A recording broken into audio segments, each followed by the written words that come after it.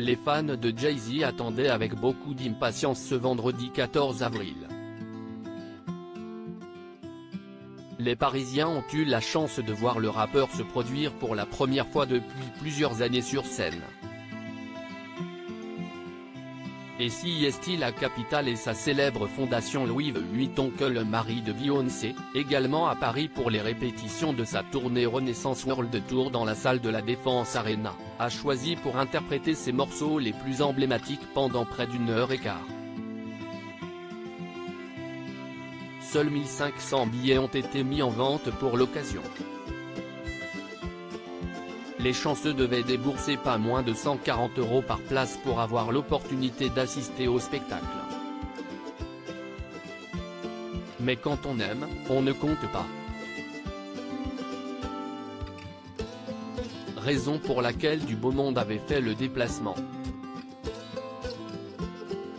Parmi les fans célèbres du rappeur de 53 ans se trouvait Gilles Lelouch.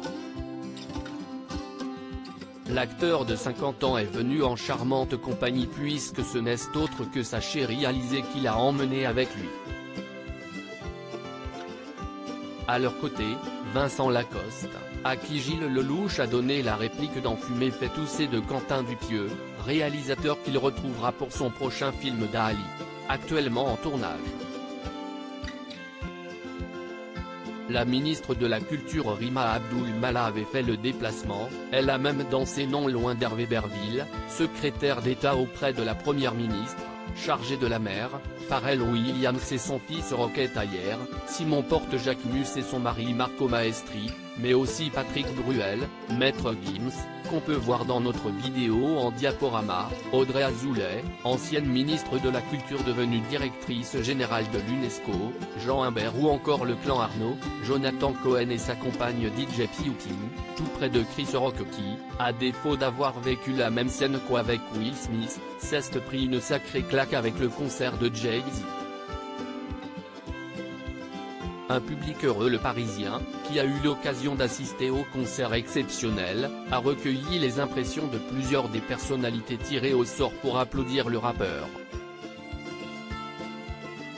Autant dire que les fans sont ressortis avec des étoiles dans les yeux pour la plupart. J'ai adoré, c'était dément, quel privilège fou d'être là, si près de lui.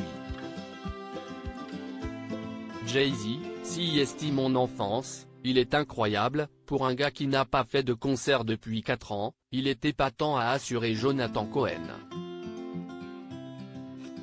Visiblement, le roi de la soirée a tout autant apprécié cette communion intime avec son public comme il l'a fait savoir le soir même. Quelle belle soirée, j'ai senti beaucoup d'amour ce soir. Quand vous vivez dans le passé, quand on regarde en arrière, vers ceux qui nous ont quittés, on peut être triste, quand on regarde l'avenir, on peut être inquiet, mais quand on vit le présent, on est en paix.